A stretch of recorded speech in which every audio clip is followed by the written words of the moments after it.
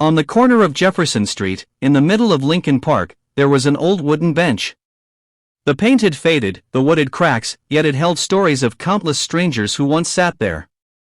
To most passers-by, it was just another seat under the shade of a maple tree. But to Thomas, a 52-year-old man who had recently lost his job, it was a lifeline. Every morning, Thomas would sit there with a paper cup of coffee.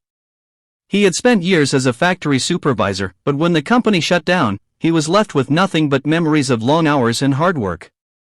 The world felt like it had moved on without him. One chilly October morning, a teenager named Miguel sat down beside him. The boy looked restless, eyes shifting as if carrying a burden too heavy for his young shoulders.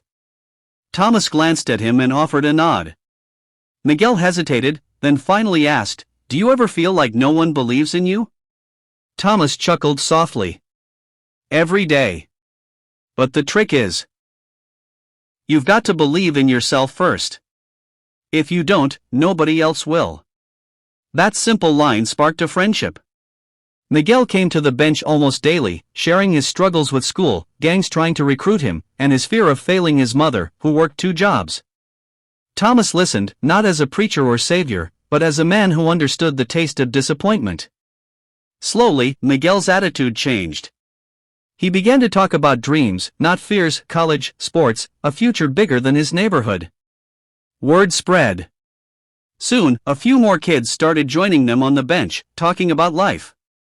Thomas never told them what to do, he only reminded them of their worth.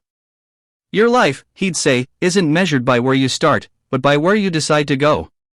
Months passed.